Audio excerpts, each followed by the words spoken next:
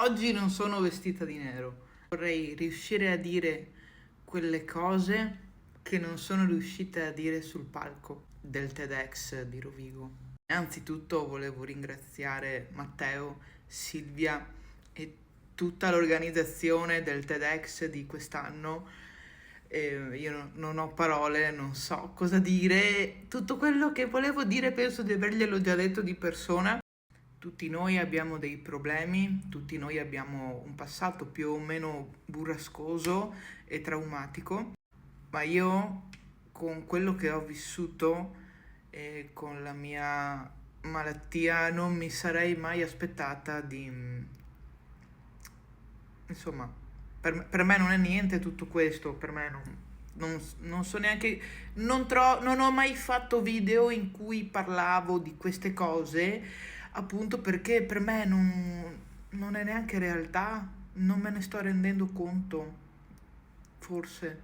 Quello che volevo dire sul palco, che è stata la prova che io non sono fatta per parlare in pubblico, ma devo, devo continuare a stare qui nei video, in uno schermo, a pensare, a registrare, a mettere le pause su ogni cosa che dico e che registro e che potete ascoltare.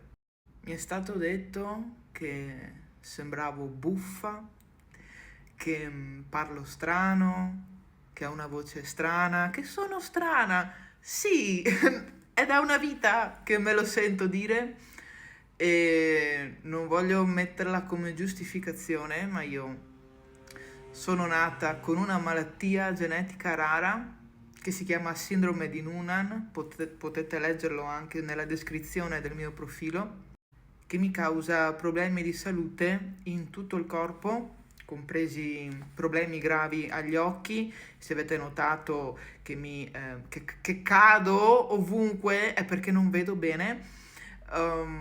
Ho problemi al cuore, quindi sono stata operata agli occhi, al cuore, ho problemi ai piedi, in tutto il corpo, stanchezza cronica, quindi ho anche difficoltà a vivere la vita di tutti i giorni, però voi mi state aiutando a viverla ogni giorno col sorriso. Basta perché sennò piango, che questi sono dei giorni veramente che mi emoziono troppo e volevo, basta, volevo ringraziarvi e vi abbraccio tutti.